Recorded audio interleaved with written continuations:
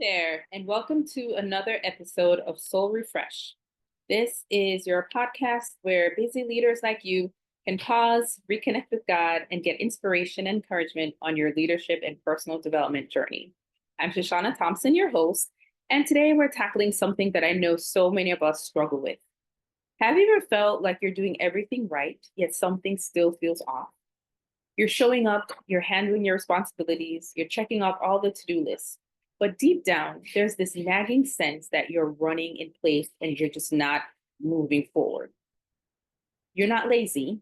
You're not unmotivated. In fact, you're probably more productive than most people. But despite all the movement, you feel stuck, unfulfilled, and maybe even drained. I've been there.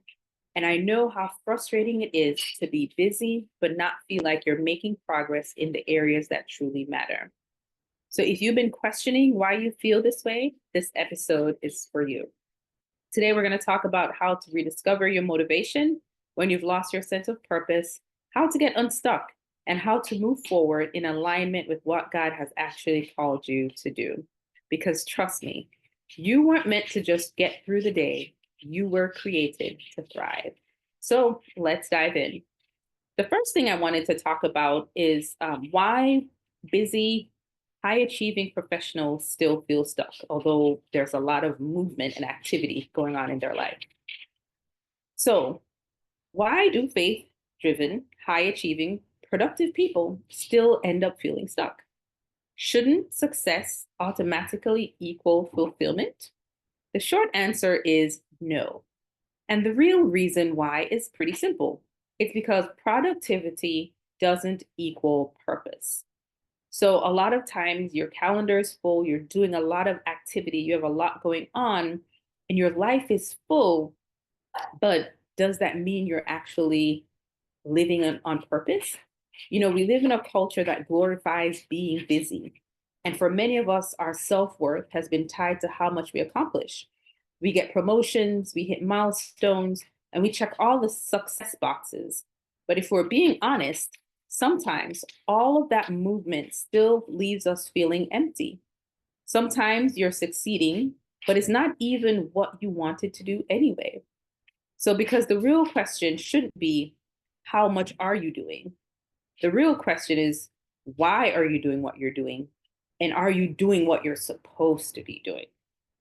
I wanted to share in this episode that there's definitely a difference between being busy and being in alignment, living in alignment. So, busyness oftentimes can be exhausting. You know, it's running in circles with no clear destination. So, busyness, think of it this way: busyness is like having activity without direction, it's just a lot of doing. While alignment, on the other hand, is intentional movement towards a purpose. So busyness is exhausting, while alignment is energizing. So alignment is moving forward with clarity and with confidence. So both of them are activity in both scenarios, whether you're busy or you're aligned, you're doing activity. But the difference is busyness, you can be doing a lot of things, but they're not intentional. While when you're aligned, your activities are intentional and they are on par with what you're supposed to be doing. So sometimes if you're feeling stuck or unmotivated or just plain tired, ask yourself this question: am I truly walking in alignment with my purpose, or am I just keeping myself busy? And this reminds me of a passage of scripture. We're going to go to John 9, verse 4. The key text is verse 4. So I'm going to read that first, and then I'm going to back up and read the rest of the story. So it's John 9, verse 4. And I read this recently, and it really spoke to my heart because, I was in one of those seasons of feeling stuck where, you're doing a lot, but it doesn't feel like you're moving on mission. And I read this and it really spoke to my heart. So John 9:4 says, I must work the works of him who sent me while it is day. The night is coming when no one can work. And those are the words of Jesus. And like I said, I'm going to read back up and read the story. So I'm reading the New King James Version, and I'm going to read John 9, verses 1 through 5. I'll stop at 5. So it says, Now, as Jesus passed by, he saw a man who was blind from birth. And his disciples asked him, saying, Rabbi, who sinned, this man or his parents, that he was born blind? Jesus answered, neither this man nor his parents sinned, but that the works of God should be revealed in him. I must work the works of him who sent me while it is day. The night is coming when no one can work. As long as I am in the world, I am the light of the world. And like I said, when I read verse 4, it really struck me what because Jesus is saying he's doing the works of his Father, and he knows the work that he is sent to do. And the truth here is that there's a specific work that only you can do. And we have to work the works of our Father, as it says in verse 4. And so I wanted to encourage you that your work is uniquely yours. My work is uniquely mine. There's a work that God has called me to do, and there's a work that he's called you to do. And no one can fulfill your assignment the way that you can. So when you are not on assignment, when you're doing all the things that you weren't even meant to do, things that sometimes don't really matter, you begin to feel unmotivated because you're not doing what you're supposed to be doing. And remember, if you don't do the work that God has placed in you, that work doesn't get done in the way that it was meant to get done. So of course that God can use someone else to do it, or God, I mean, God is an awesome God, and he can have things orchestrated in different ways. But I love the fact that he has called each and every one of us for a purpose. He knew us when we were formed in our mother's womb. We're fearfully and wonderfully made. We all through scripture, we see how God has assignments for people and he calls them to do certain things. And it's also true today. You are called for a purpose. There's a work for you to work. There's a work that the Lord has called you to work. And the trap that many of us fall in is that we get so consumed with doing so many other things. And some of them are important, but at the end of the day, it's not the work that we were called to do. So the question isn't, am I working hard? But the question is really, am I working on the right things? So are you truly doing the work that God has sent you to do? Or are you just doing a lot of activities and busy work? So I just wanted to just share that truth. Like I said, I read that passage again recently, and it really spoke to my heart. And it encouraged me to really pause, and we'll talk about this a little bit later, to think about, am I doing the work that the Lord has called me to do? Am I working the work? And so I encourage you to go back to John chapter 9, and read that passage again, and really just think and meditate on verse 4, and just ask yourself the question, are you truly doing the work that God has sent you to do? Or are you just doing a lot of things? Now, you know, before I get into the action steps, I wanted to also mention there are three ways and three barriers that can keep you um, unmotivated. So one is you're focused on what you should be doing instead of what you're called to do. And I just talked about that. The God has a work for you to do. And of course, obligations and expectations will keep you running in circles if you're not intentional. There's always something to do. There's always someone who needs your help. There's always someone who has something for you to do. So we don't have a lack of activity and a lack of things to do. But the question is, are we doing the right thing? So stop and ask yourself from time to time, and ask God, is this what you want me to be doing? And the second thing, hidden barrier to motivation, is you're doing the right things, but in the wrong season. One of the biggest reasons people feel stuck is because they're holding on to an old assignment when God is calling them to something new. The new, the comfortable, it feels good. And sometimes we don't want to stretch ourselves. Sometimes we don't want to step out. We don't want to move in faith. And so we stay in a situation when sometimes God is calling us to more. He's calling us to do more, or he's calling us to pivot. And so, sometimes, if you feel like you're holding on to something, a great question for you to reflect on is sit and ask yourself this question. Am I still clinging to something that was right for a past season, but is no longer my assignment? And so, again, this is all about just having those conversations and moments with God. And the third thing is sometimes you stay unmotivated because you're waiting to feel motivated before you take action. Motivation is not so much a feeling. Sometimes you need that action to gain traction for things to start moving. And if you ever just say you're going to wait until you feel motivated, that may not happen. So if you wait to feel ready to do something, you'll stay stuck forever. And just remember, you don't need all of the answers. You just need to take the first step. And so sometimes it's just asking God, God, what is the right next step? And you take that next step, and then you go and say, Lord, I've done this. What is the right next step? And then that's how you keep moving forward. And as you continue to take the little steps, you'll begin to feel motivated, and you begin to see the small accomplishments. And then that's how you begin to get unstuck. So I wanted to share, before I wrap up, 5 practical steps to get unstuck and motivated again. And the first one, we've already talked about this, is to seek God's clarity through prayer. As I mentioned, there's always a lot of stuff to do, a lot we can be doing. And you can't stay aligned with your purpose without clarity. So if right now one of the reasons you're feeling stuck is because of a lack of clarity, you need to pause, set aside some time to pray and ask God, and say, God, what have you called me to do in this season? And listen and write it down.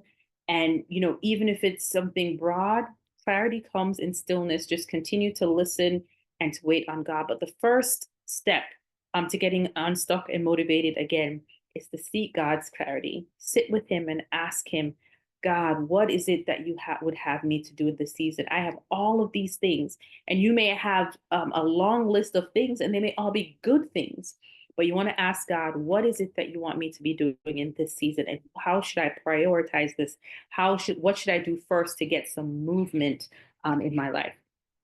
The second thing is to write down what you know to be true about your calling. Again, it's asking God, what are the works that you've called me to work? Sometimes we already know this, but because we've gotten distracted with a lot of things, and like I've said, sometimes they're good things, but good things can also be distractions. So we want to get back to what we know the Lord has called us to do. What is the assignment that He has called you to do in this season? So you want to write that down so that you can have that clarity. And then the third thing is to start where you are, even if it's small. Don't wait for the perfect moment. I mentioned earlier, don't wait to feel motivated, but to start where you are and take the next right step. So I'm going to just do a quick recap before I move forward. So the first one is to seek God's clarity through prayer. The second thing is to write down what you know about your purpose and your calling and what God has called you to. And then the third is to start where you are, even if it's small. And so the fourth step to get unstuck and motivated again is to surround yourself with the right people. It is true, your environment shapes your perspective. So you want to think, are the people around you pushing you towards God's calling on your life? Or are they just keeping you busy? Are they okay with your busyness, and they don't realize that you're not aligned? So you want to surround yourself with people who are cheering you on, but also holding you accountable. If you're looking for a faith-driven community of leaders, I invite you to join the Bible Study for Busy Leaders community. It's a space for Bible study and just for encouragement and prayer support among busy leaders and professionals. And I will leave a link for you to join the community in the notes for this episode. So you want to surround yourself with the right people. And then the fifth one is to take one small step today. So I mentioned earlier, start where you are. Okay, so starting, but then the next thing is to actually take a step. What is one small action? Because really, the only way to get unstuck is to move. So, what is one action step that you can take today to ensure that you're working the works that the Lord has called you to do? So, again, the 5 practical steps to get unstuck and motivated again. Number 1, seek God's clarity through prayer. 2, write down what you know to be true about your purpose and your calling, and also the assignments that the Lord have told you that He wants you to do. 3, start where you are. 4, surround yourself with the right people. And 5, take one small step today. So, whatever that step is, just make sure you do something to get you in the direction of where you need to be going. So, I want you to just think about those 5 steps and how you can incorporate that whenever you feel stuck or whenever you need some motivation, because sometimes we are just so caught in the cloud of all of the things that we have going on. And we really just need to take a step back, pause, reflect, and ask God, Lord, I have, and just lay everything before Him. Say, Lord, I have these 10, 15, 20, however many things on my to do list. I have these 10 priorities, projects, whatever they are. Lay them before Him and talk with Him and say, Lord, what is the work that you want me to work today? What is the work that you want me to work in this season? And then listen for His voice, listen for a prompting or however you hear from the Lord. And then once you hear, you want to be obedient and you want to do some type of action to take you forward. So, a couple of questions I want to leave you with, a call to action. So, sit down and have some reflection time and just ask these 2 questions. I want you to pause and ask, am I in alignment with my calling, or am I just busy? I want you to remember that there's a difference between being aligned with your purpose and being busy. Both are doing activities, but different outcomes. So ask yourself, am I in alignment with my calling, or am I just busy? And then the next question is, what's one thing you know you need to do to let go of so that you can move forward? So ask yourself, what's one thing I know I need to let go of so that I can move forward? So, my friends, you don't have to stay stuck. You don't have to keep running on empty. God has something more for you, but it's going to require you to stop, listen, and realign with His purpose. The moment that you do that, the motivation you've been missing will start to come back. You'll get energized again, because you're knowing that you're working the works that the Father has sent you to do. And I truly pray that as you pause and listen for the Lord's direction, that you will begin to feel motivated and energized as you're aligned with His purpose for your life. So, if this episode was helpful for you, I'd love to hear from you. So, please, send me a message, leave a comment on the video, or connect with me by email. And so, I want to walk with this journey with you and just hear how you're doing on this journey. So until next time, take a moment to refocus, refresh your soul in His presence, and step boldly into the life God has called you to thrive in. I look forward to sharing more with you on the next episode.